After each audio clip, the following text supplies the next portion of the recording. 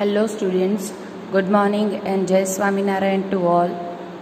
આજે આપણે વાત કરીશું કોસ્ટ અકાઉન્ટિંગ અને ફાઇનાન્શિયલ અકાઉન્ટિંગ વચ્ચે શું સિમિલારિટી અને શું ડિફરન્સ છે. એ આપણે ખ્યાલ છે કે ફિનાન્શિયલ અકાઉન્ટિંગ શું કરે છે, યર એન્ડ થાય ત્યારે જનરલી આપણે એન્યુઅલ રિપોર્ટ્સ બનાવીએ છીએ કે જેમાં trading, profit and loss account અને બેલેન્સ શીટ બનાવતા હોઈએ છીએ. એમાં શું કરવામાં આવે છે, આખી કંપનીના જેટલા પ્રોફિટ એન્ડ લોસ એકાઉન્ટમાં આપણે આખી કંપનીના એક્સપેન્સીસ અને ઇન્કમ રેકોર્ડ કરતા હોઈએ છીએ. પર્ટિક્યુલર એક પ્રોડક્ટમાં કેટલા છે કે પર્ટિક્યુલર કોઈ ડિપાર્ટમેન્ટનો એક્સપેન્સ કેટલો છે એ જાણી શકતા નથી. એટલા માટે કોસ્ટ અકાઉન્ટિંગ વર્ક કરતું હોય છે. જનરલી પર એલિમેન્ટ અને પર ડિપાર્ટમેન્ટ કે પર પ્રોડક્ટ વાઇઝ આપણે એક્સપેન્સીસ જોઈતા હોય તો કોસ્ટ એકાઉન્ટ જ એનામાં હેલ્પફુલ થઈ શકે. Financial statement showing the trading results of business and its state of affairs at the end of period. આખું યર એન્ડ થાય ત્યારે જ આપણે ફિનાન્શિયલ સ્ટેટમેન્ટ બનાવતા હોઈએ છીએ. Cost account is concern with the keeping records in a such a way as to disclose the cost of manufacture of product or rendering a services. કોઈ service render કરી હોય અથવા તો કોઈ પ્રોડક્ટ મેન્યુફેક્ચર કર્યું હોય એ પર્ટિક્યુલર પ્રોડક્ટની cost કેટલી આવી એ જાણી શકવામાં હેલ્પફુલ થાય છે. અને બીજું કે આ તો ફાઇનાન્શિયલ એકાઉન્ટ એન્ડ ઓફ પીરિયડમાં જ આપણે જાણી શકીએ છીએ એ કોસ્ટ કેટલી આવી, કેટલા એક્સપેન્સીસ થયા. જ્યારે આપણે કોસ્ટ એકાઉન્ટમાં તો અમુક પીરિયોડિકલી પણ બનાવવા હોય તો આપણે બનાવી શકતા હોઈએ છીએ. 1 મંથનું કોસ્ટ શીટ બનાવવી હોય, 6 મંથની કોસ્ટ શીટ બનાવવી હોય તો એ બનાવી શકીએ છીએ. હવે વાત કરીએ પહેલું ડિફરન્સની, product wise income and expense.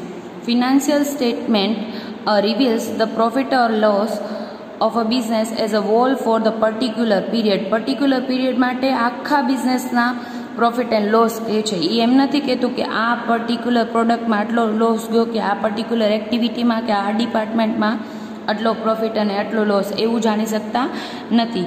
The cost account make up the deficiency. It will show the profit or loss made on each product or department. આના માટે એક એક્ઝામ્પલ લઈએ તો આપણે સપોઝ કે કંપનીમાં 3 ટાઈપની પ્રોડક્ટ બનાવીએ છીએ, A, B અને C, અને ફિનાન્શિયલ સ્ટેટમેન્ટ એમ બતાવે છે, ફાઇનલ અકાઉન્ટમાં જે સ્ટેટમેન્ટ છે એમાં પ્રોફિટ સપોઝ કે બતાવે છે 2 લાખ રૂપીસ. ત્રણેયનો ભેગો બતાવશે, આખી ઇન્ડસ્ટ્રીનો પ્રોફિટ કેટલો છે એ જ આપણે પ્રોફિટ એન્ડ લોસ ઉપરથી જાણી શકતા હોઈએ છીએ. જ્યારે કોસ્ટ એકાઉન્ટ શું બતાવશે, પર પ્રોડક્ટ કેટલો પ્રોફિટ થયો એ જાણી શકીએ છીએ. એટલે ઘણીવાર એવું બને કે સપોઝ કે એ ટાઈપની પ્રોડક્ટમાં આપણે 3 લાખનો પ્રોફિટ થયો છે એટલે પ્લસમાં સાઇન મૂકું છું. બી ટાઈપની પ્રોડક્ટ છે એમાં મને 2 લાખનો લોસ ગયો છે, અને સી નામની પ્રોડક્ટ છે એમાં મને 1 લાખનો પ્રોફિટ થયો છે. તો આમ ઓવરઓલ પ્રોફિટ કેટલો થયો છે, 3 + 1 4 લાખનો પ્રોફિટ અને 2 લાખની લોસ. એમાં ઓવરઓલ પ્રોફિટ આમ 2 લાખનો આવે છે. હવે આપણે જો ખાલી ફિનાન્શિયલ એકાઉન્ટ બનાવતા હશું તો આપણે શું કરશું, ખ્યાલ નહીં આવે કે આ બી નામની પ્રોડક્ટ છે એમાં લોસ જઈ રહ્યો છે, એટલે આપણે એને એ પ્રોડક્શન ચાલુ રાખશું. જ્યારે કોસ્ટ એકાઉન્ટની મદદથી આપણે શું કરીએ, ડિસિઝન લઈ શકીએ કે ભાઈ બી નામની પ્રોડક્ટનું આપણે પ્રોડક્શન ચાલુ રાખવું કે કેન્સલ કરી દેવું. જો કેન્સલ કરી દેશું તો શું થશે, એ નામની પ્રોડક્ટમાં 3 લાખનો અને બી નામની પ્રોડક્ટમાં સીમાં 1 લાખનો અને એમાં 3 લાખનો, એમ ટોટલ પ્રોફિટ કેટલો થઈ જશે તો પછી 4 લાખ, એટલે કે ડબલ થઈ જશે, જે સારી સિચ્યુએશન બતાવે છે. બીજો ડિફરન્સ છે causes of profit or loss. હવે financial account do not disclose causes of fluctuation in the profit or loss. કયા કારણસર પ્રોફિટ એન્ડ લોસ વધઘટ થઈ રહ્યું છે એ ફિનાન્શિયલ અકાઉન્ટથી ખબર પડતી નથી. જ્યારે કોસ્ટ એકાઉન્ટમાં આપણે એવી ઇન્ફોર્મેશન પ્રોવાઈડ કરવામાં આવે છે કે વેસ્ટેજ કઈ એક્ટિવિટીમાં કઈ પ્રોસેસમાં વધુ છે, તો એ કોઝિસ ફાઇન્ડ કરી શકીએ તો કરેક્ટિવ એક્શન લઈ શકીએ અને મેક્સિમમ એફિશિયન્સીથી કાર્ય કરી શકીએ. ત્રીજું છે guide to fixing selling price.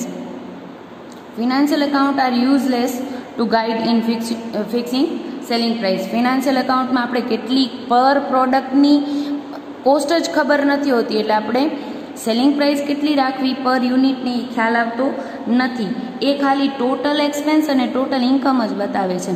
જ્યારે ઓન ધ અધર હેન્ડ જે કોસ્ટ એકાઉન્ટ છે એ શું કરે છે, આપણે પર યુનિટ કોસ્ટ કેટલી આવી એ ખ્યાલ આવે છે, એટલે એના આધારે આપણે સ્પેસિફિક પ્રોડક્ટની કેટલી સેલિંગ પ્રાઇસ રાખવી એ ડિસાઇડ કરી શકીએ છીએ. ફોર્થ ટોપિક છે useful to service organization to. ઘણી બધી વાર એવું કહેતા હોય છે કે ભાઈ કોસ્ટ છે તો કોસ્ટ એકાઉન્ટ તો ખાલી મેન્યુફેક્ચરિંગ ઇન્ડસ્ટ્રી માટે જ કામનું છે, પણ હકીકતમાં એવું નથી. સર્વિસ ઓર્ગેનાઇઝેશન માટે પણ આ કોસ્ટ એકાઉન્ટ વર્ક કરે છે.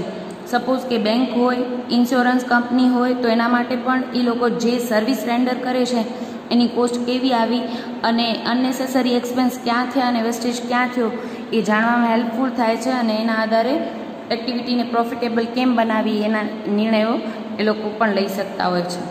ફિફ્થ ટોપિક છે ગાઈડ ટુ પ્રાઇસ રિડક્શન. હવે વાત કરી કે ભાઈ કોસ્ટ એકાઉન્ટમાં આપણે વેસ્ટેજ કેટલો છે એ જાણી શકીએ છીએ, તો આપણે જ્યાં વેસ્ટેજ છે ત્યાં એને રિડ્યુસ કરવાના પ્રયાસો કરશું, એટલે ઓવરઓલ કોસ્ટ આપણે ડિક્રીઝ કરી શકશું.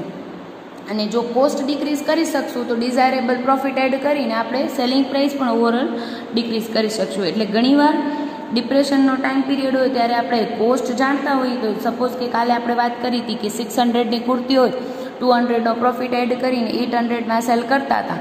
હવે ડિપ્રેશનનો પીરિયડ હોય ને આપણું કોઈ પ્રોડક્ટ વેચાતું ઓછું હોય અથવા એની ડિમાન્ડ માર્કેટમાં અત્યારે ઓછી હોય, તો આપણે એની પ્રાઇસ રિડ્યુસ કરવી છે, પણ કેટલે સુધી રિડ્યુસ કરી શકશું, કારણ કે નહીંતર તો લોસમાં જશું. એટલે આપણે એ ખ્યાલ હોય તો આપણે શું કહેશું કે ભાઈ 200નો પ્રોફિટ નથી જોઈતો, 100નો પ્રોફિટ એડ કરીને 700માં સેલ કરી શકાશે, કારણ કે એની કોસ્ટ આપણે ખબર છે 600 છે.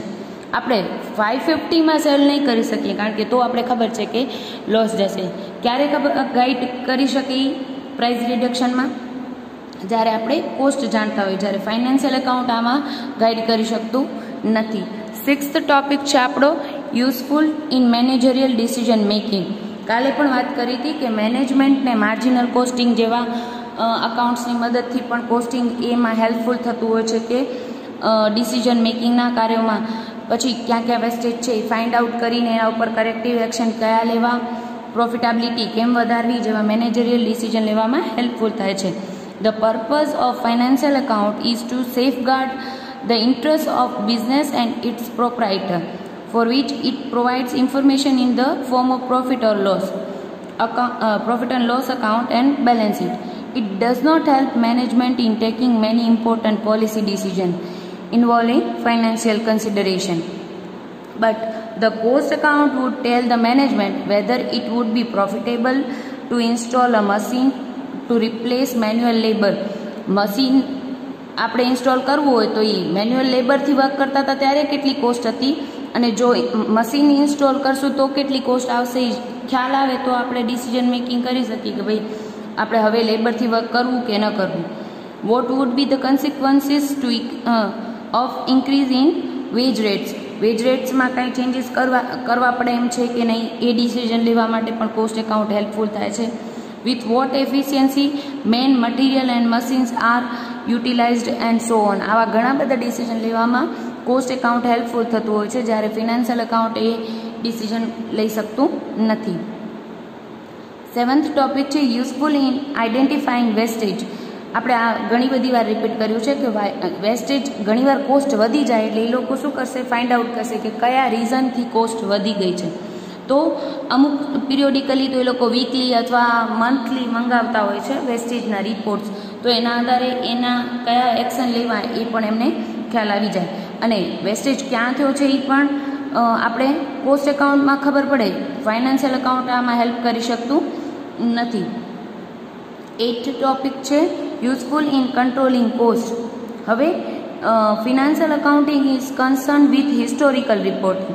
એ શું કરે છે, પાસ્ટ યરના આખા યરના ડેટા ઉપરથી રિપોર્ટિંગ કરતું હોય છે કે એન્યુઅલ રિપોર્ટ્સ બનાવતું હોય છે. Reporting the events which had taken place during the year. આખા યરમાં શું થયું એ જ બતાવે છે financial account. However in cost accounts expense are predetermined before they are actually incurred. હવે કેટલો એક્સપેન્સ થશે એ કોસ્ટ એકાઉન્ટમાં આપણે પહેલેથી ડિસાઇડ કરી લઈએ છીએ કે ભાઈ આ પ્રોડક્ટ બનાવી હશે તો આટલું મટીરિયલ યુઝ થવું જોઈએ, આટલા લેબર વર્કિંગ આર્સ જોઈશે, આટલો ઓવરહેડનો એક્સપેન્સ થશે. તો એ પ્રી ડિટરમાઇન કરેલું હોય તો આનાથી જો વધી જાય તો આપણે કંટ્રોલના એક્શન લઈ શકીએ છીએ. નાઇન્થ ટોપિક છે અકાઉન્ટ્સ ફોર્મેટ. આપણે બધાને ખબર છે કે according to company act financial accounts જે ફાઇનલ રિપોર્ટ્સ બનાવતા હોય છે, એન્યુઅલ રિપોર્ટ્સ, એ હવે એક પર્ટિક્યુલર ફોર્મેટના આધારે જ બનાવવા પડતા હોય છે. પ્રોફિટ એન્ડ લોસ અકાઉન્ટ અને જે બેલેન્સ શીટનો ફોર્મેટ છે એ કંપની એક્ટમાં બનાવ્યું છે એ જ રીતે બનાવવું પડે. While cost accounts are voluntarily prepared, એનામાં કોઈ પર્ટિક્યુલર ફોર્મેટ નથી એટલે વોલ્યુન્ટરીલી પ્રિપેર કરવામાં આવે છે. હા, કોઈ પર્ટિક્યુલર ઇન્ડસ્ટ્રી હોય એની અંદરની બધી જ કંપનીઓ એક ટાઈપના ફોર્મેટથી વર્ક કરે તો કમ્પેરિઝનમાં સરળતા રહે, પણ છતાં પણ કોઈ પણ કંપનીને પોતાની રીતે કોસ્ટ શીટ બનાવવી હોય તો એ પોતાનું ફોર્મેટ યુઝ કરી શકે છે. 10th છે which transaction the financial account the transaction are outside transaction. Generally કોની સાથેના, જે કંપની અને એને સંલગ્ન જે આઉટસાઇડર્સ હોય એની સાથેના જે અકાઉન્ટ્સ ટ્રાન્ઝેક્શન્સ છે એ રેકોર્ડ કરવામાં આવે છે. In cost account mostly internal transaction are recorded. For example, what quantity of raw material was issued, કેટલી ક્વોન્ટિટીમાં મટીરિયલ ઇસ્યુ કરવામાં આવ્યું છે, how much wages are paid, આ બધા ઇન્ટરનલ ટ્રાન્ઝેક્શનના રેકોર્ડ્સ હોય છે. In financial account only monetary transaction are recorded. ખાલી મોનિટરી ટર્મમાં રૂપીઝમાં માપી શકાય એવા જ ટ્રાન્ઝેક્શન આપણે ફિનાન્શિયલ અકાઉન્ટમાં રેકોર્ડ કરતા હોઈએ છીએ. જ્યારે આપણે કોસ્ટ અકાઉન્ટમાં પર યુનિટ એવી રીતે પણ પર યુનિટ કેટલા યુનિટ પ્રોડ્યુસ કર્યા અને કેટલી પર યુનિટ કોસ્ટ આવી અને ટોટલ અમાઉન્ટ, આ ત્રણેય રીતે જાણી શકીએ છીએ. એટલે યુનિટ્સ વાઇઝ પણ આપણે બનાવી શકીએ છીએ કોસ્ટ અકાઉન્ટ. 11th છે પીરિયડ. ફિનાન્શિયલ અકાઉન્ટ જનરલી ક્યારે પ્રિપેર કરવામાં આવે છે? યર એન્ડમાં 31st માર્ચના દિવસે આખા યરના જનરલી બનાવવામાં આવતા હોય છે. While cost account various reports and statements are prepared as and when needed. જ્યારે જરૂર હોય એ ત્યારે આપણે બનાવી શકીએ. 1 મંથનું બનાવવું હોય તો 1 મંથનું, 3 મંથનું બનાવવું હોય તો એ, 6 મંથનું બનાવવું હોય તો એ, ઘણીવાર વીકલી બનાવવાની જરૂર પડે તો એ પણ આપણે બનાવી શકીએ છીએ. 12th છે stock valuation. In financial account આપણે સ્ટોક કેવી રીતે મેઝર કરીએ છીએ, કેવી રીતે રેકોર્ડ કરીએ છીએ? તો કે કોસ્ટ અને market price whichever is less ના પ્રિન્સિપલથી આપણે રેકોર્ડ કરતા હોઈએ છીએ ફાઇનાન્શિયલ અકાઉન્ટમાં. પણ કોસ્ટ અકાઉન્ટમાં stock is always valued at કોસ્ટથી જ રેકોર્ડ કરવામાં આવતું હોય છે. હોપફુલી કોસ્ટ અકાઉન્ટ અને ફિનાન્શિયલ અકાઉન્ટ વચ્ચે શું ડિફરન્સ છે એ તમને ખ્યાલ આવ્યો હશે.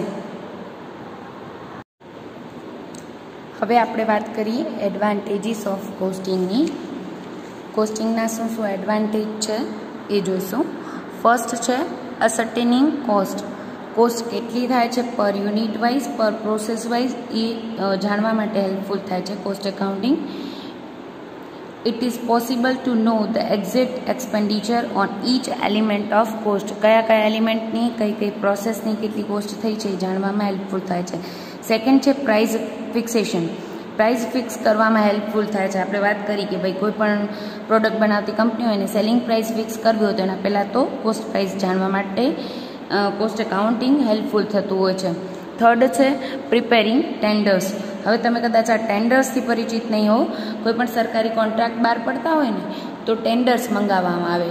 અલગ અલગ પાર્ટી ટેન્ડરના ભાવ ભરે અને એ લોકો જે પ્રાઇસ ભરી હોય એના આધારે સિલેક્શન થાય. સપોઝ કે 5 વ્યક્તિ છે એ ટેન્ડર ભર્યું છે, એક વ્યક્તિએ 100 રૂપીસ એટલે અલગ અલગ ભાવ આપવામાં આવતા હોય છે. એકે 100 ભર્યા છે, બીજાએ 80 ભર્યા છે, ત્રીજાએ 70, ચોથાએ આપણે સપોઝ કે 50 અને ફિફ્થ જે છે એને 65 સપોઝ કે પ્રાઇસ ભર્યા છે.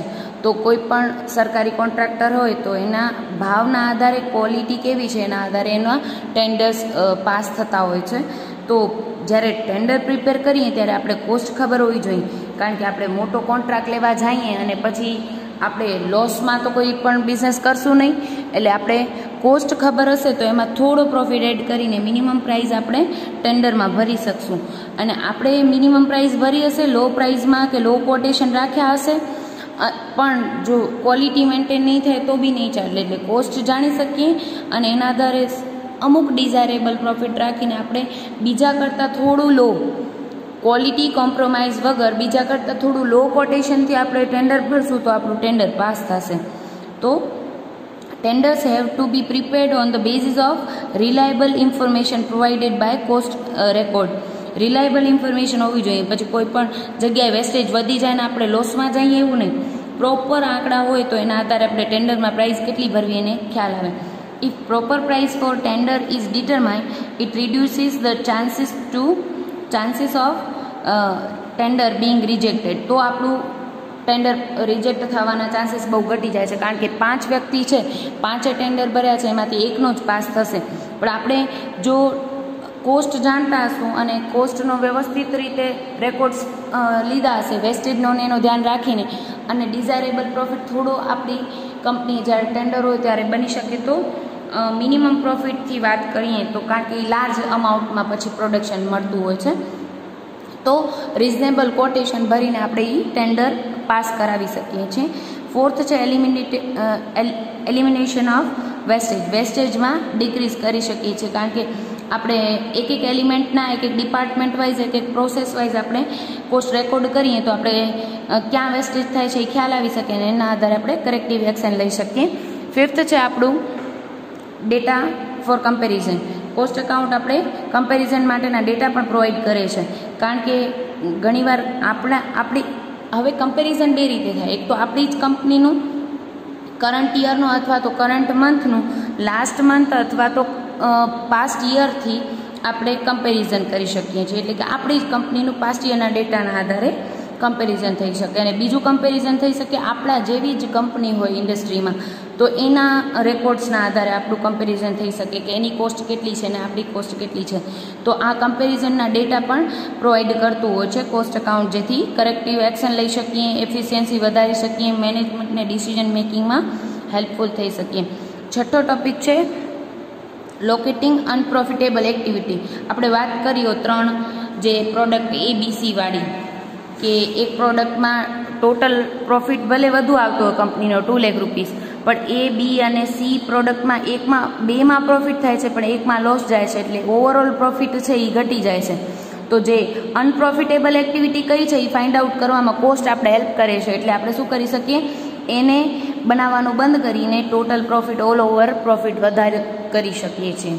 પછી છે ascertain causes of profit or loss. હવે પ્રોફિટ અને લોસ કેટલો છે એ ફાઇનાન્શિયલ એકાઉન્ટ જણાવે, પણ આ પ્રોફિટ કે લોસ પાછળના શું રીઝન છે એ જાણવા માટે આપણે કોસ્ટ એકાઉન્ટ હેલ્પફુલ થાય છે. For example, a department may be running into loss not because of high cost of production but because the production may be much below the capacity. એટલે ઘણીવાર એવું બનતું હોય આપણી કેપેસિટી રોજના સપોઝ કે 100 યુનિટ્સ બનાવવાની છે એક વર્કરની, પણ એ શું કરે છે કે રોજના 80 યુનિટ્સ જ બનાવે છે. એટલે 100ની કેપેસિટીની જગ્યાએ તમે 80ની યુનિટ પ્રોડ્યુસ કરો છો, એટલે ટોટલ કોસ્ટ વધી જાય છે. એટલે આપણે ફાઇન્ડ આઉટ કરી શકીએ કે એના કોઝિસ શું છે, એના રીઝન્સ શું છે, એ ફાઇન્ડ આઉટ કરી શકીએ તો કરેક્ટિવ એક્શન લઈ શકાય, અને આમાં કોસ્ટ એકાઉન્ટ હેલ્પફુલ થાય છે. પછી છે બેનિફિટ હોલ ઇન્ડસ્ટ્રી. એમ નહીં કે પર્ટિક્યુલર એક જ કંપનીને હેલ્પફુલ થાય છે, એક જેવી જ કંપનીની જે ઇન્ડસ્ટ્રી બને છે, એક જ જેવા પ્રોડક્શન કરતી હોય એવી કંપનીઓની જે ઇન્ડસ્ટ્રી છે, એ લોકો સેમ યુનિફોર્મલી એ લોકો પોતાનો કોસ્ટ શીટ બનાવશે તો કમ્પેરિઝન કરી શકશે અને એના આધારે અમુક ડિસિઝન આખી ઇન્ડસ્ટ્રી માટે લઈ શકશે. 9th છે ઇન્ફોર્મેશન ફોર ડિસિઝન મેકિંગ. મેનેજમેન્ટને ડિસિઝન લેવામાં હેલ્પફુલ થાય છે કોસ્ટ એકાઉન્ટ, જેવા કે determination of cost volume profit relationship, whether to shutdown or operate at lost. ઘણીવાર એવું બને કે કંપની લોસમાં જતી હોય આખી કંપની, ત્યારે આપણે કંપનીને શટડાઉન કરી દેવું કે હજી થોડો સમય ચાલુ રાખીએ કે ભાઈ સ્ટાર્ટિંગના લેવલે લોસમાં હોઈએ પણ પછી અમુક પીરિયડ પછી આપણે પ્રોફિટ થવાનો હોય તો ચાલુ રાખવી કંપની કે શટડાઉન કરવી, એનો નિર્ણય લેવો હોય. પછી ઘણીવાર whether to make or buy from the outside suppliers. ઘણીવાર એવું બને કે મેક ઓર બાયના ડિસિઝન બહુ મહત્ત્વના હોય છે દરેક કંપની માટે. ઘણીવાર એવું બને કે સપોઝ તમારી પેન્સિલ બનાવતી કંપની છે, તો આપણે જાણીએ છીએ કે ઘણી પેન્સિલમાં પાછળ રબરનો પણ એટેચ કરેલું આવતું હોય છે. તો આપણી કંપની ખાલી પેન્સિલ બનાવે છે, એટલે કે વુડ ને એવું મટીરિયલ આપણી પાસે હોય છે, રબરનું મટીરિયલ આપણી પાસે હોતું નથી. પણ અત્યારે માર્કેટમાં આપણા જેવી પેન્સિલ બનાવતી કંપની છે, કોમ્પિટિટર્સ છે, એ અમુક એક્સ્ટ્રા સર્વિસીસ આપતા હોય તો આપણે પણ આપણા પ્રોડક્ટમાં અમુક ફીચર ઉમેરતા હોઈએ છીએ. તો આપણે પણ એમ થયું કે રબરવાળી પેન્સિલ બનાવી છે.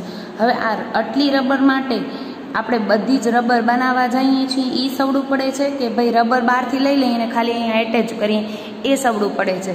એ આપણે મેક ઓર બાયનો ડિસિઝન લઈ શકતા હોઈએ છીએ કોસ્ટના આધારે. જ્યારે આપણે ખબર પડે કે ભાઈ બનાવશું તો કેટલી કોસ્ટ આવશે, પ્રી ડિટરમાઇન કોસ્ટ હોય છે જનરલી, પહેલેથી ડિસાઇડ કરાય જેથી પછી લોસમાં ન જઈએ.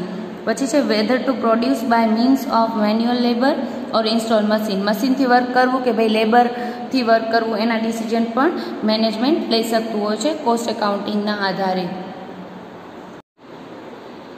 Point number 6, limitation of cost accounting.